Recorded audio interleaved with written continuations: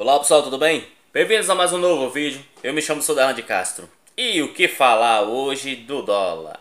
O dólar, ele deu uma leve subida. Na verdade, uma leve, eu tô sendo bondoso. Ele disparou fortemente. Pessoal, o que é que dá na cabeça de um ministro da Economia falar besteiras, né?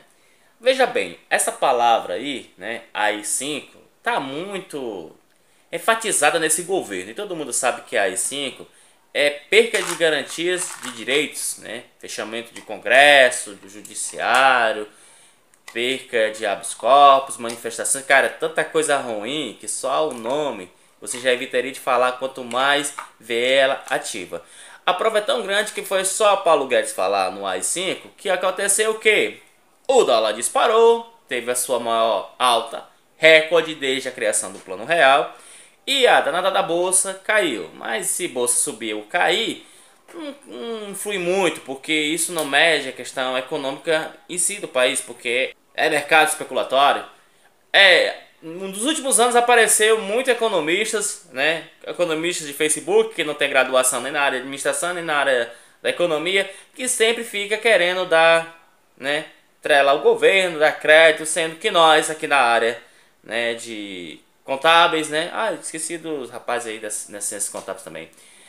Nós aqui da área administrativa e contábeis e econômicas sabemos muito bem que simplesmente bolsa em alto e baixo não caracteriza a distribuição de renda ou riqueza de um país. Mas, para alguns especialistas, todo mundo sabe que o dólar em alta, meu amigo, isso quer dizer que não é nada bom. Veja bem, o que faz um país ter um dólar alto? Geralmente são as chamadas evasões, né? Ou seja, quando o dólar, né, sai do país ou quando alguém compra muito. E um país estável como o Brasil, que não tem nenhum investimento estrangeiro ainda, que é uma pena, já estamos terminando o ano, ou seja, nós temos pouco dólar. Esse dólar ele acaba saindo porque as pessoas compram porque o dólar está em alta, ou simplesmente que algum investidor tira esse dinheiro do país e bota para fora, porque enfim, o Brasil não está sendo um país seguro para eu colocar meu dólarzinho lá. Assim pensa o investidor. Então, eu peguei aqui uma informação da E4Morning, que é muito bom, né? Porque geralmente tem um site aí que a galera parece que não gosta de credibilidade, porque fica com as histórias de H de fake news, mas vamos ser bem sinceros, pessoal. O brasileiro sabe que muitas vezes aquelas informações ela tem realmente um fundo de verdade, e aí a pessoa, por não concordar, que tem bons jornalistas aqui no Brasil, acaba dizendo que é fake news.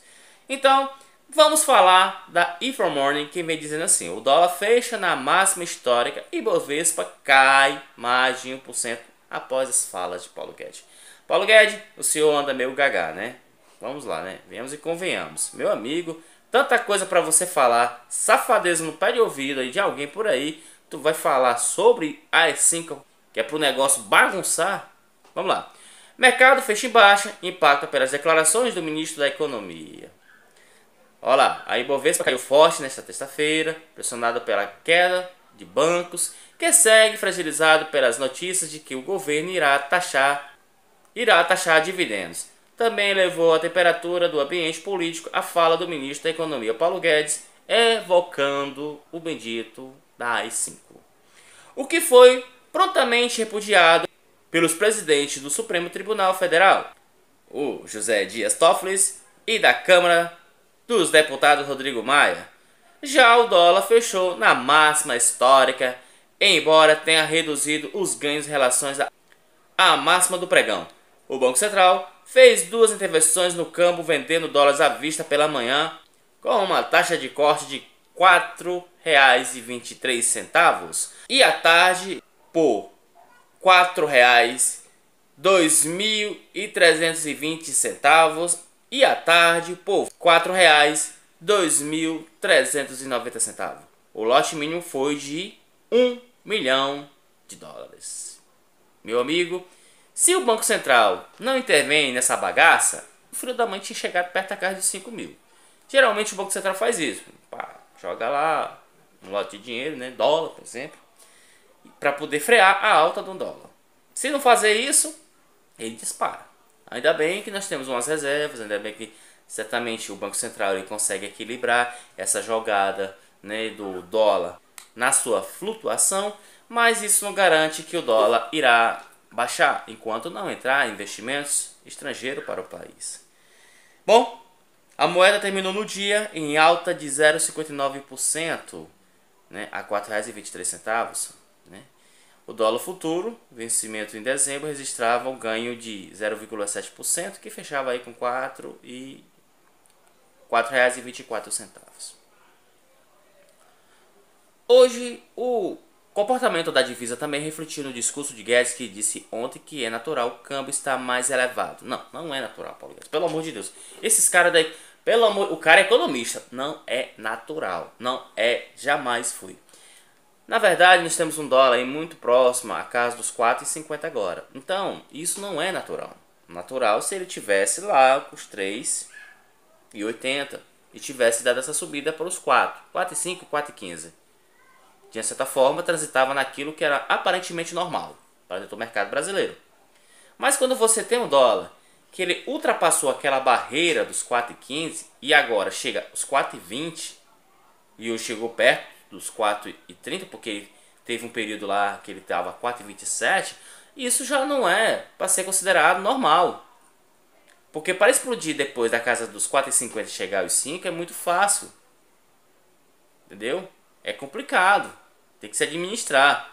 Mesmo que o Banco Central possa injetar mais dinheiro no mercado, complica porque nada garante a estabilidade do dólar. É complicado. Paulo Guedes, não me decepciona. Você aí é economista, eu espero. Tem doutorado. Isso não é coisa que se diga. Eu e você sabemos muito bem disso. Afinal de contas, somos da área econômica. Somos da mesma graduação. Então você não pode estar falando isso. Talvez foi só para acalmar os mercados. Mas para os economistas, não. Então, Paulo Guedes disse, em um cenário de taxas de juros mais baixo e menores gastos do governo, quando você tem um fiscal mais forte e um juro mais baixo, o câmbio de equilíbrio também é mais alto, afirmou Guedes. Bom, não é assim, mas já que ele informa, fazer o que, né?